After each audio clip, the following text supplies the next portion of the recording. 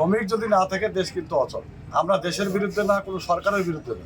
আমার যে শ্রমিক মার খেয়েছে, অন্যায়ভাবে মেরেছে, তার বিচার চাই এবং আমরা আইনগত ব্যবস্থা নেব। থানায় আমরা তার বিরুদ্ধে মামলা করব এবং মামলা করার পরে আমাদের আসামি না ধরা পর্যন্ত, যতক্ষণ ধরবে না, যতদিন ধরবে না, ততদিন আমাদের শ্রমিক যারা আমাদের সাথে জড়িত আছে পরিবহন সেক্টরে, আমরা কর্মবিরতি মানে ধর্মঘট। বিকাশ পেমেন্টে 10,000 টাকার বেশি অফার, শপিং চলছে তো। আসামি না ধরা পর্যন্ত অনির্দিষ্টকালের জন্য ধর্মঘট চলছে। মানে আমরা যে শ্রমিক, এই দেশের নাগরিক আমরা না, আমরা এই দেশের নাগরিক, এটা কেউ ভাবেই না। এই জন্য আমাদের বিচার না হওয়া পর্যন্ত আমরা শ্রমিকরা, আমরা বললেও শ্রমিকরা গাড়ি চালাবে না।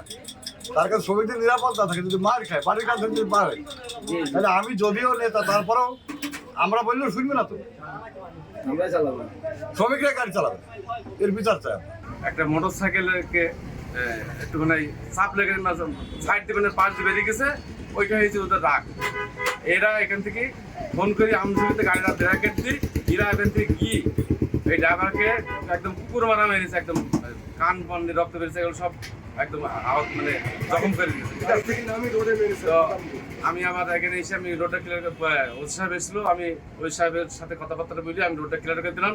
ওই সাহেব আমাকে বললো যে আপনারা এটা পদক্ষেপ নেন, আমাদের থানায় একটা লিখিত দেন, আমরা দ্রুত অ্যাকশন নিচ্ছি। ঠিক আছে, আমরা আইনের প্রতি শ্রদ্ধাশীল, আমাদের যারা মেরেছে রোডে তাদের শাস্তি দাবি করছি এবং পরবর্তী যদি এটা না আমাদের ড্রাইভারদের যদি নিরাপত্তা না পাই, এই রোডে গাড়ি চালাবো না। এবং যদি এটা এই সুস্থ বিচার যদি না পাই, তাহলে আমরা সংবাদ সম্মেলন করি, ডিসি অফিসে আমরা আড্ডা দিই, মেহেরপুর জেলা গাড়ি চলা বন্ধ করতে।